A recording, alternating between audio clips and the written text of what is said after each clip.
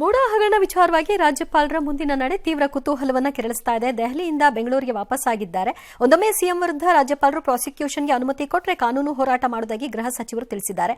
ಇದರ ಮಧ್ಯೆ ಸಿಎಂ ಪರವಾಗಿ ಕಾಂಗ್ರೆಸ್ ಕಾರ್ಯಕರ್ತರು, ಅಹಿಂದ ಸಂಘಟನೆಗಳು, ಕುರುಬ ಸಮುದಾಯದವರು ರಾಜ್ಯದ ವಿವಿಧೆಡೆ ಪ್ರತಿಭಟನೆ ನಡೆಸಿದ್ದಾರೆ. ಗೋ ಬ್ಯಾಕ್ ಗವರ್ನರ್ ಚಳುವಳಿಯನ್ನ ಆರಂಭಿಸಿದ್ದಾರೆ. ಅವರು ಪ್ರಾಸಿಕ್ಯೂಷನ್ ಪರ್ಮಿಷನ್ ಕೊಟ್ಟರೆ ನಾವು ಅದನ್ನು ಕಾನೂನು ಹೋರಾಟವನ್ನು ಮಾಡ್ತೇವೆ. ನನಗೆ ವಿಶ್ವಾಸ ಇರತಕ್ಕಂಥದ್ದು, ಒಂದು ಕ್ಯಾಬಿನೆಟ್ಟು ಗವರ್ನರಿಗೆ ಸತ್ಯಾಂಶವನ್ನು ಹೇಳಿ ನೀವು ಅದನ್ನು ಸರಿ ಇಲ್ಲ ಅಂತ ಮುಖ್ಯಮಂತ್ರಿಗಳ ಅನೇಕ ರಿಯಾಕ್ಷನ್ಸ್ ಕಡೆಯಿಂದ ಬಂದಿದೆ. ಜಗದೀಶ್ ಶೆಟ್ಟರ್ ಅವ್ರ ಮೇಲೆ ನಾನು ಬರೀ ಪ್ರೆಸ್ ಕಾನ್ಫರೆನ್ಸ್ ಮಾಡಿದ್ದೆ. ಆಮೇಲೆ ಯಡಿಯೂರಪ್ಪನವ್ರ ಮೇಲೆ ಫೇರ್ ಆದಾಗ ಅಬ್ರಾಮ್ ಅವ್ರು ಹೇಳಿದ್ರೆ ಅದು ಸತ್ಯ ಬಿಡ್ರಿ ಅಂತ ಹೇಳಿದವರು ಈಗ ಅವರಿಗೆ ನಾವು ಬ್ಲ್ಯಾಕ್ ಮೇಲರ್ ಆಗಿದ್ವಿ. ಸನ್ಮಾನ ಕ್ಯಾಬಿನೆಟ್ ಕಳಿಸಿದ ತಕ್ಷಣ ನೀವು ಹೇಳಿದ್ದು ಸತ್ಯಾಂಶ, ಗವರ್ನರ್ ಏನೂ ಮಾಡಬಾರ್ದು ಅಂತ ಪರಮೇಶ್ವರ್ ಹೇಳಿದ್ರೆ ಹಿಂದೇನೂ ಅದೇ ಆಗಬೇಕು.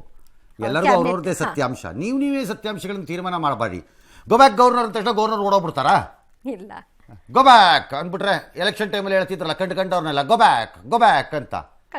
ಎಲ್ಲಿ ಗೋ ಬ್ಯಾಕು? ಸುಮ್ಮನೆ ಮತ್ತೆ Indian politics and democracy and politicians ತುಂಬ ಬಾರ್ಡರ್ನಲ್ಲಿ ಸೀರಿಯಸ್ ಆಗಿ ಜೋಕ್ ಮಾಡ್ತೀರಪ್ಪ. ಸೀರಿಯಸ್ ಆಗಿ ಮಾಡ್ತೀವಿ. ಹೋಗ್ಲಿ, ನಗಣ ಅಂದರೆ ನಗುನೂ ಬರಲ್ಲ, ಬಟ್ ಜೋಕ್ ಅನ್ಕೋಬೇಕು ನಾವು.